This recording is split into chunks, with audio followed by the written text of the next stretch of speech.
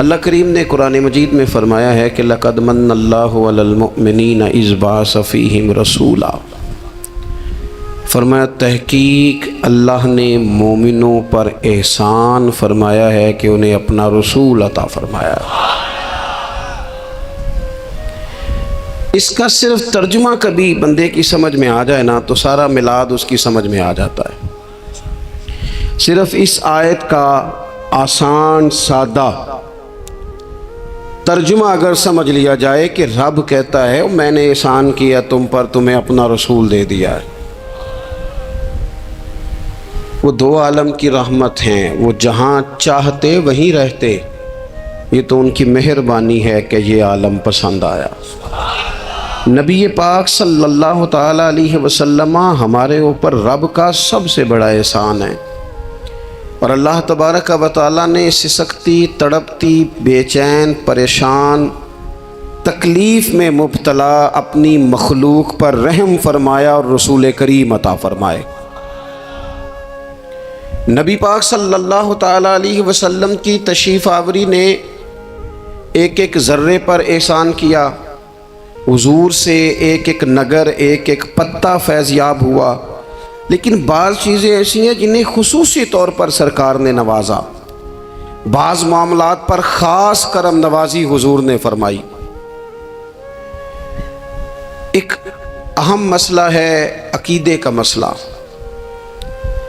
جس بندے کا کوئی عقیدہ نہیں نہ ہوتا، کوئی نظریہ نہیں ہوتا، کوئی اس شخص کا خاص مزاج نہیں ہوتا سمجھنے والا، ماننے والا، وہ بندہ بھی بیچارہ کوئی زندگی کا لطف نہیں اٹھا پاتا۔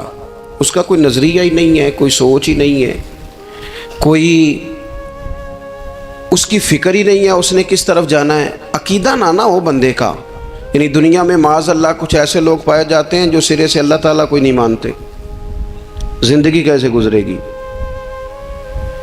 وہ اپنی توجہات کا قبلہ کسے بنائیں گے؟ اور پھر دنیا میں کچھ لوگ ایسے گزرے جو کئی خداؤں کے قائل، کئی، اور پھر اہل عرب کا تو یہ حال کہ 360 بتوں کے سامنے جھکتے۔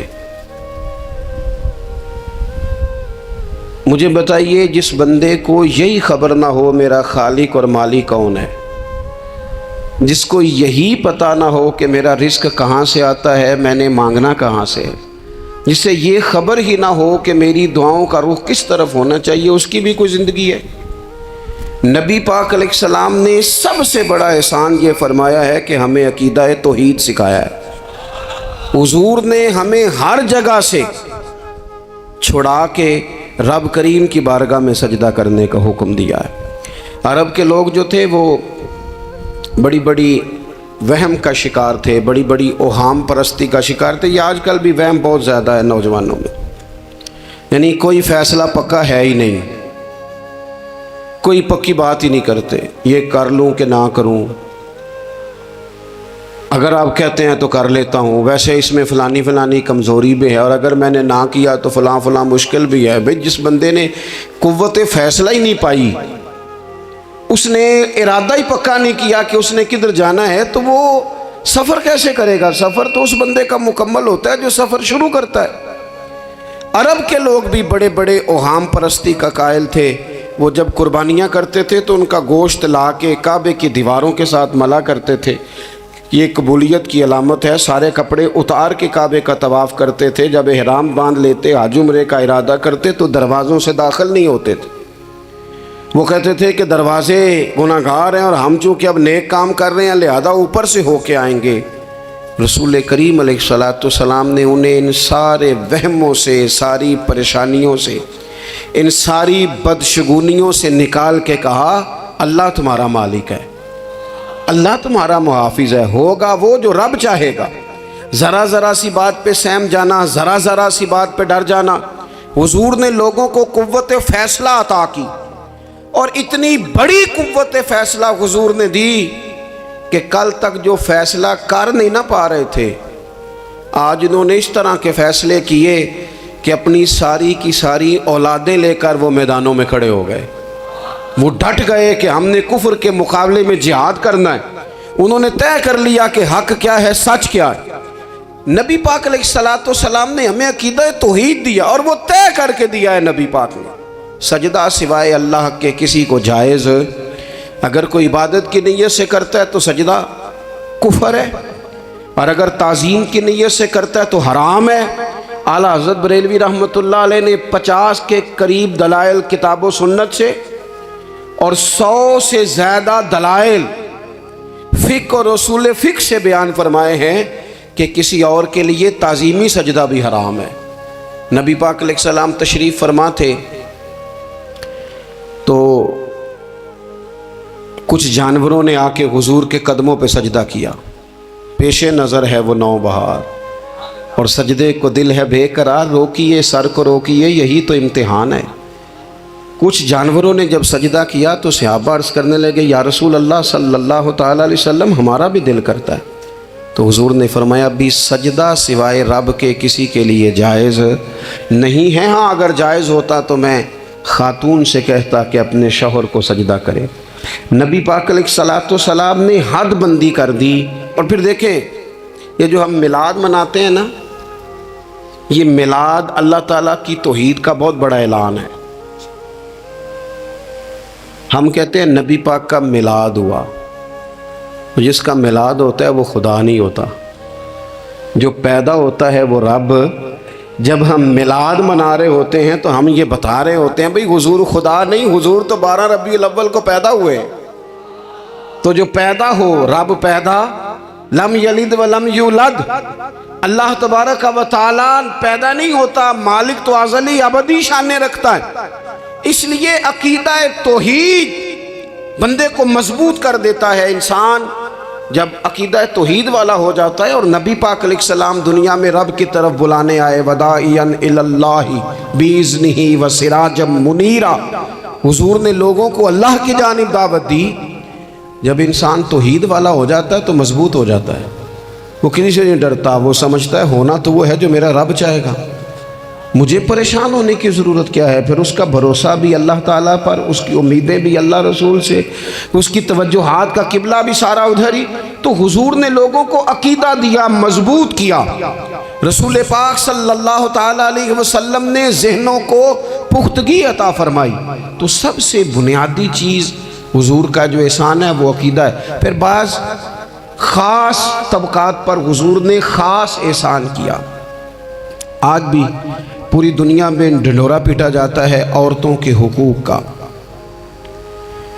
پوری دنیا کے اندر، اور بعض لوگ عورتوں کو بڑا دھوکہ دیتے ہیں، کہتے ہیں تمہیں حق نہیں ملتے لہٰذا تم سڑکوں پہ آ جاؤ، معاذ اللہ، تمہیں حق نہیں ملتے لہٰذا تم معاذ اللہ بازاروں کی رونق بن جاؤ۔ عورتوں کو بڑا پریشان کیا جاتا ہے حقوق کے تعلق سے۔ نبی پاک علیہ السلام کی آمد سے پہلے کوئی خاتون کے ساتھ سلوک اچھا نہیں کیا جاتا تھا، اس کا کوئی جائیداد میں حصہ نہیں تھا۔ عورت کا خامد اگر فوت ہو جاتا تو وہ اپنے سسرال کے خاندان کی پراپرٹی بن جاتی، معاذ اللہ، اور جس کے مرضی چاہے سپرد کر دیتے۔ ہندوستان کے بعض علاقوں میں ایسی کبھی رسمیں بھی پائی جاتی تھی کہ بعض عورتیں اپنے خامد کے ساتھ جل جانا مناسب سمجھتی تھی کہ بعد میں کوئی زندگی تو ہوگی نہیں، اور بیوہ خاتون اور طلاق یافتہ خاتون، اس کے بارے میں تو لوگوں کا خیال تھا کہ شاید یہ خاتون بالکل سوسائٹی اور سماج کا حصہ ہی نہیں ہونی چاہیے۔ قربان جائیں، یہ اعزاز میرے نبی پاک نے دیا ہے۔ حضور نے پہلی شادی ہی اس خاتون سے کی ہے جن کا پہلے بھی نکاح ہو چکا تھا، اور خاتون کو حضور نے حقوق دیے، جائیداد میں حصہ دیا۔ کہا جو بیٹیوں کی بہنوں کی پرورش کر کے آئے گا اور اچھی پرورش کر کے انہیں روانہ کر دے گا، جس طرح میری 2 انگلیاں جڑی ہوئی ہیں میرے ساتھ جڑ کے جنت میں جائے گا۔ اور ایک روایت میں فرمایا کہ جب کسی کے ہاں بیٹی پیدا ہوتی ہے نا تو اللہ فرشتوں کو بھیجتا ہے، اور وہ اس کے گرد کھڑے ہو جاتے ہیں اور گھر والوں کو سلام کہتے ہیں، اور کہتے ہیں یہ ضعیفہ ایک ضعیفہ سے پیدا ہوئی ہے، یہ کمزور، یعنی صنف کے لحاظ سے کمزور نازک بچی ایک نازک ماں سے پیدا ہوئی ہے۔ فرشتے کہتے ہیں جو اس کی پرورش کرے گا نا، اللہ قیامت تک اس کی مدد کرے گا، اس کی ہمیشہ مدد ہوتی رہے۔ اور نبی پاک صلی اللہ تعالیٰ علیہ وسلم کی خدمت میں آ کے جب خواتین نے کہا تھا نا یا رسول اللہ ہمارے تو دین دنیا کے معاملات میں مردوں کے تعلق سے کمزوری ہے، کئی دن تو ہم ویسے نماز نہیں پڑھ سکتی مہینے میں، کئی دن تو ہم ویسے عبادات کے قریب نہیں جا سکتی، جہاد پہ ہم نہیں جاتی، گواہی ہماری مردوں کے برابر نہیں، تو یا رسول اللہ صلی اللہ علیہ وسلم ہمارا بھی کوئی احساس ہے؟ تو حضور نے فرمایا جب کوئی خاتون حاملہ ہوتی ہے نا تو اللہ اسے اتنا ہی ثواب دیتا ہے جتنا جہاد کرنے والے کو ثواب دیتا ہے، اور جب بچہ پیدا ہوتا ہے تو اللہ تعالیٰ اسے شہادت کا درجہ عطا کرتا ہے، اور جب وہ بچوں کو دودھ پلاتی ہے تو رب اسے غلام آزاد کرنے کا ثواب عطا کرتا ہے۔ ایک دفعہ نا نبی پاک صلی اللہ تعالیٰ علیہ وسلم کی خدمت عالی مرتبت میں حضرت عائشہ صدیقہ رضی اللہ تعالیٰ عنہ نے ایک واقعہ عرض کی حضور آج میرے ساتھ عجیب معاملہ ہوا، میں گھر میں اکیلی تھی تو ایک خاتون 2 بیٹیوں سمیت آئی، اس نے کہا کہ میں بھی بھوکی ہوں، میری بیٹیاں بھی پریشان ہیں، کھانا نہیں کھایا۔ سیدہ پاک کہتی ہیں یا رسول اللہ میرے پاس بھی 3 کھجوریں تھیں گھر میں پڑی، یہ 2 جہاں کے شاہ ہیں پر پاس کچھ رکھتے نہیں، اور 2 جہاں کی نعمتیں ہیں ان کے خالی ہاتھ میں۔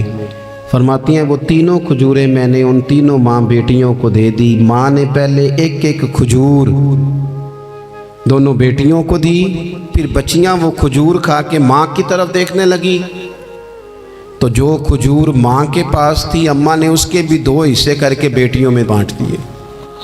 حضرت عائشہ عرض کرنے لگی یا رسول اللہ میں نے یہ بڑا نرالا رنگ دیکھا ہے، ماں کا اپنے بچوں سے پیار کا انداز۔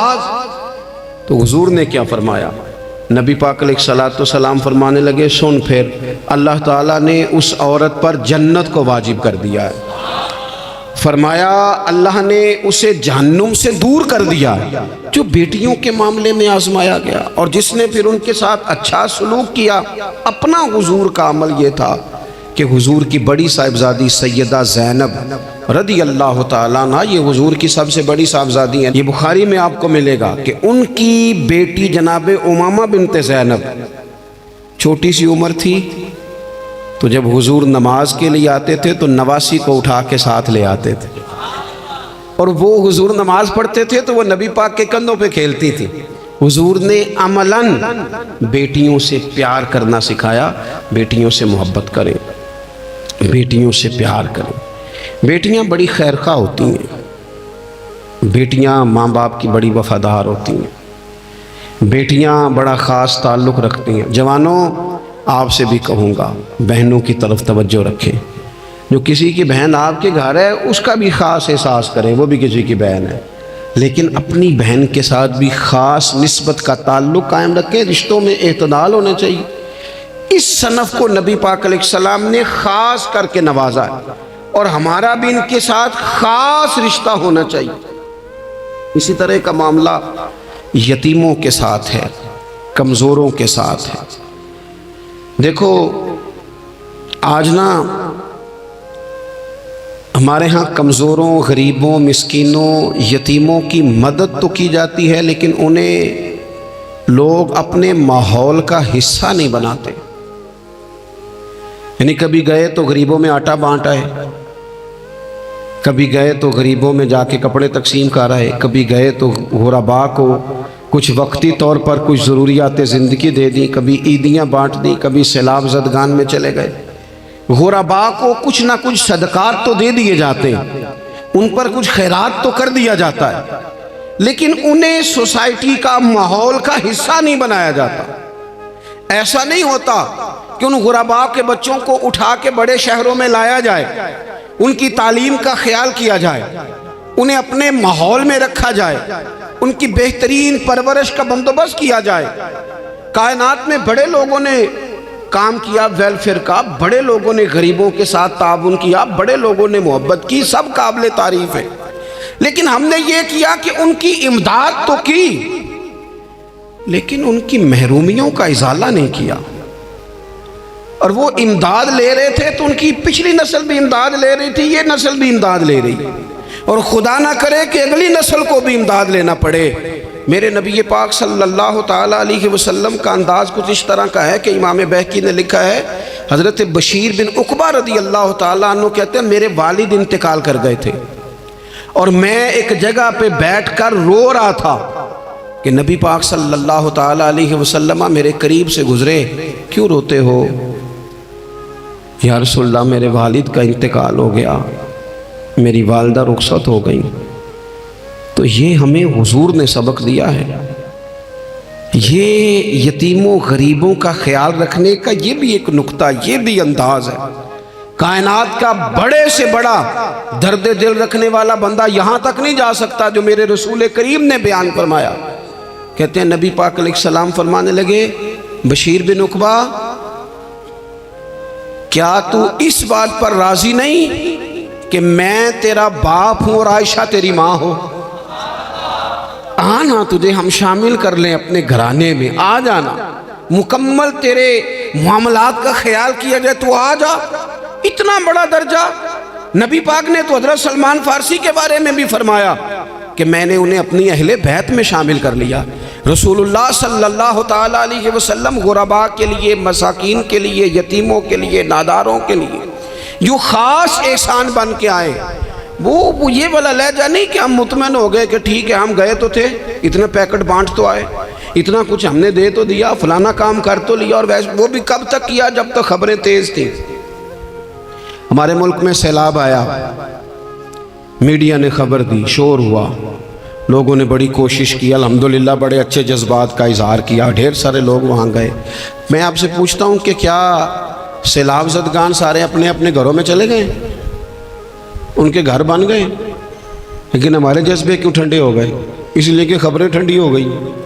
ہم تو چلتے ہیں ٹرینڈ کے ساتھ کہ آج کل ٹرینڈ کیا ہے، اگر خبر ادھر کی ہے تو ذوق ادھر کا ہے، خبر ادھر کی ہے تو ذوق ادھر کا ہے۔ دیر پا کام کرنا اور خاص جذبات پیدا کرنا ان لوگوں کے لیے۔ حضرت سیدنا عبداللہ بن ابی اوفا رضی اللہ تعالیٰ عنہ روایت کرتے ہیں، ایک یتیم بچہ آیا تھا، اس نے عرض کی حضور میری ماں بھی بھوکی ہے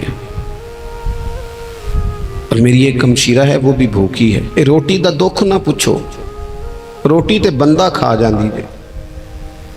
یہ جو بھوک ہوتی ہے نا، بھوک، بہت سارے لوگ نا، میں ایک شادی میں تھا تو وہاں ایک دو لوگ کھانا کھا رہے تھے، تو بعض لوگ انہیں دیکھ دیکھ کے مذاق کر رہے تھے، ویڈیو بنا رہے تھے، کہتے دیکھو کھانا ہی نہیں آتا، کیا انداز ہے، سارا ان کا منہ جو ہے وہ کھانے سے بھر گیا، ہاتھ دیکھو کہاں تک ان کے لتھڑ گئے، کیا انداز ہے۔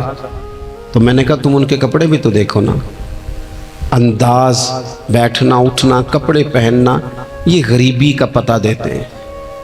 بھوک جب تیز لگی ہو پھر کھانے کے آداب لوگوں کو یاد نہیں رہتے۔ غربت نے میرے بچوں کو تہذیب سکھا دی، اب وہ سہمے ہوئے رہتے ہیں، شرارت نہیں کرتے۔ عزیز، ہوتا یہ ہے کہ جب انسان کو بھوک شدید لگی ہو نا، پھر اسے ڈاکٹر کی ہدایات نہیں یاد رہتی، پھر تو پیٹ کی آگ بجھانے کو لوگ دوڑتے ہیں۔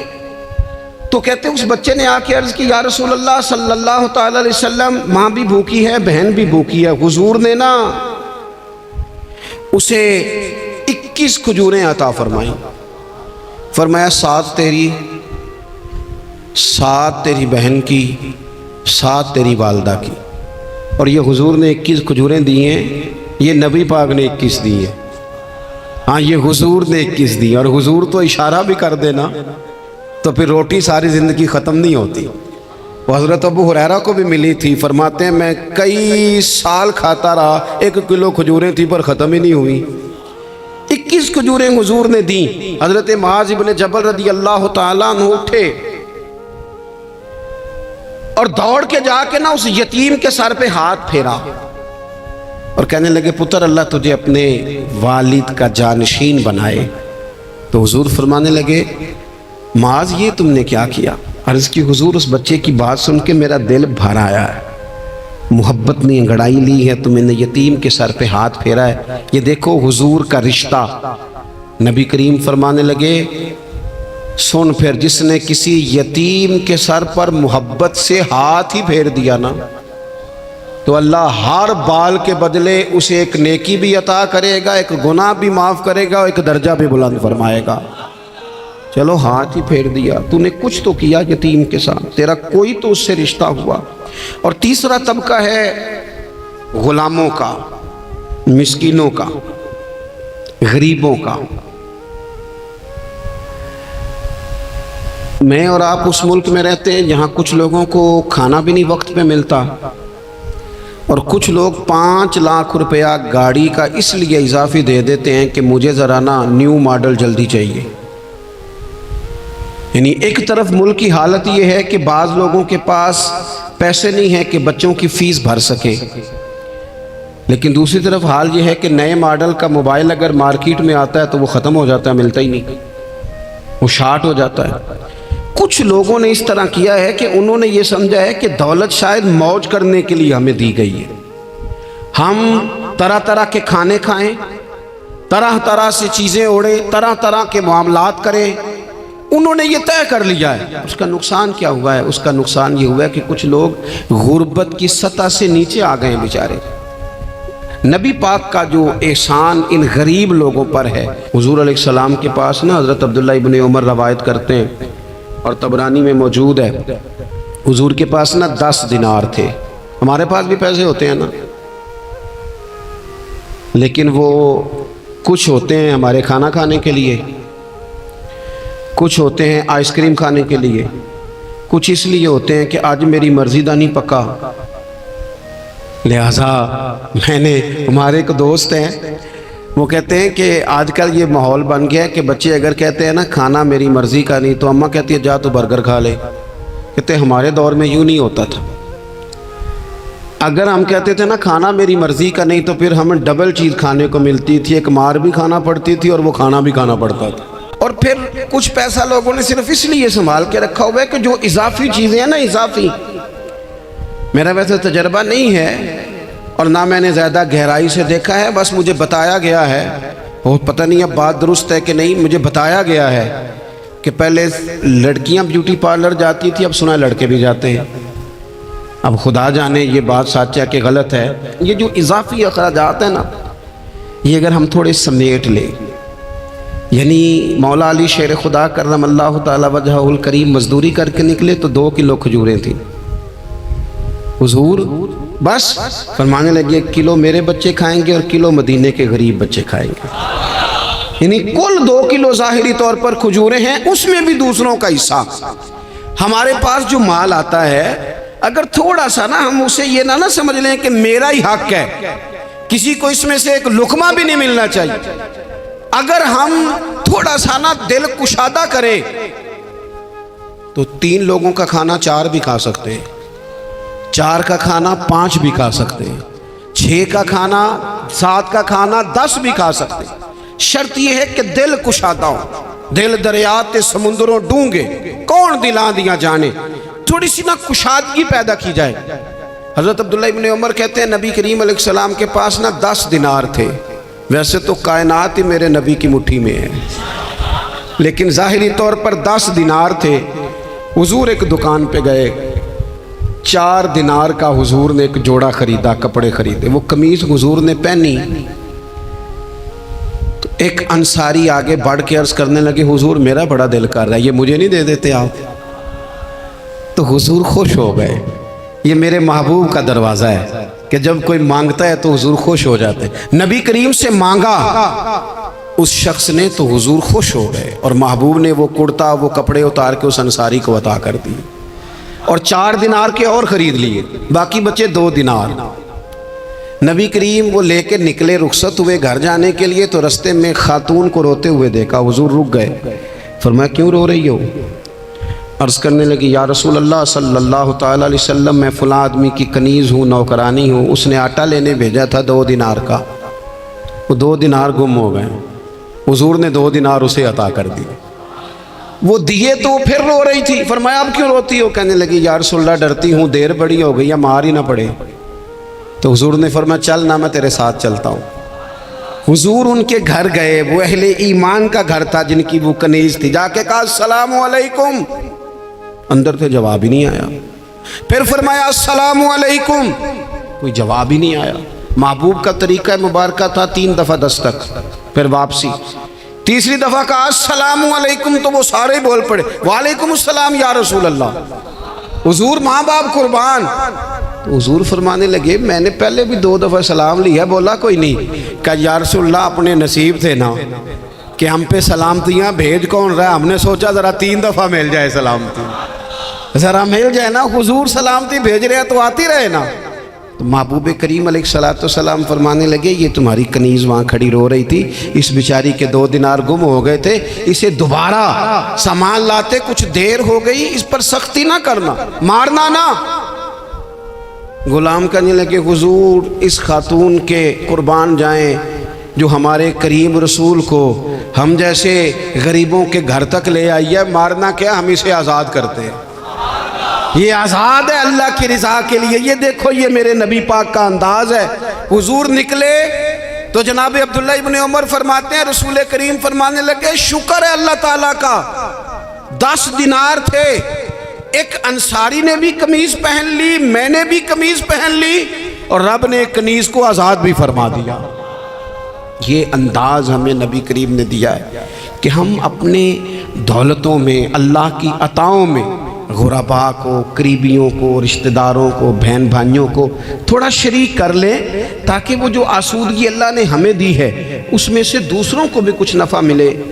اور ایک بات آخر میں آپ کی خدمت میں یہ عرض کرنی ہے کہ جو زیر دست لوگ ہوتے ہیں نا، غلام، ملازم، نوکر، آپ اپنی زندگی کے مسائل دیکھ لیں، جن لوگوں کے پاس لاکھوں آتا ہے، کبھی ہزاروں آنے لگ جائے تو پریشان ہو جاتے ہیں، تو جن کے پاس صرف سینکڑوں ہوتے ہیں، تو ایسا تو نہیں کہ آپ ہی ٹینشن میں ہیں اور آپ ہی کو غصہ آتا ہے، وہ بیچارہ کبھی نوکر بھی تو ٹینشن میں ہو سکتا ہے نا، ملازم کو بھی تو کبھی ٹینشن ہوتی ہے نا، اس کے ساتھ بھی تو مسائل وابستہ ہے نا۔ حضرت سیدنا ابو مسعود انصاری رضی اللہ تعالیٰ عنہ بیان کرتے ہیں کہ مجھے اپنے غلام پہ غصہ آیا تو میں اسے مار رہا تھا، نبی کریم تشریف لے آئے، حضور نے ایک جملہ کہا تو میں رو پڑا۔ حضور فرمانے لگے جتنا اختیار تجھے اس پر حاصل ہے نا، اس سے کہیں بڑھ کر رب کو تیرے اوپر اختیار حاصل ہے، لہٰذا اللہ سے ڈر، اس کے معاملے میں اللہ سے ڈر۔ اور پھر حضور تو صرف غلام نہیں، جانوروں کے حق تک کا خیال فرماتے۔ ایک جگہ تشریف لے گئے تو اونٹ آپ کے پیروں پہ سر رکھ کے رویا، نبی کریم نے اس کی پشت پہ ہاتھ پھیرا، فرمایا اس کے مالک کو بلاؤ نا۔ جب وہ آیا تو کیا ارشاد فرمایا؟ فرمایا تو اس کے معاملے میں اللہ سے نہیں ڈرتا؟ اس نے شکایت کی ہے کہ تو اس کی طاقت سے زیادہ بوجھ ڈالتا ہے، چارہ اور پانی بھی وقت پر نہیں دیتا۔ یہ حضور کے احسانات ہیں، ہمیں ان احسانات کا خاص خیال رکھنا چاہیے۔ اور یہ جو ایام ہے عید میلاد النبی کے، ان ایام میں بالخصوص ہمیں غریبوں کے ساتھ، یتیموں کے ساتھ، بیواؤں کے ساتھ، مساکین کے ساتھ، لاچاروں کے ساتھ اس لحاظ سے زیادہ مدد کرنی چاہیے کہ میرے رسول پاک انہی کے لیے تو زیادہ رحمت بن کے آئے، انہی کا تو محبوب نے خیال زیادہ فرمایا، انہی کے بارے میں تو ہمیں تلقین زیادہ فرمائی۔ وہ اپنے پرائے کا غم کھانے والا، مرادیں غریبوں کی بر لانے والا، مصیبت میں غیروں کے کام آنے والا، وہ نبیوں میں رحمت لقب پانے والا۔ تو نبی پاک علیہ السلام کے غلاموں، یہ ہمیں سیکھنا ہے، اس پر ہمیں عمل کرنا ہے۔ اللہ کریم کی بارگاہ میں دعا ہے اللہ ہماری حاضری کو قبول فرمائے۔ آخر دعوانا ان الحمدللہ۔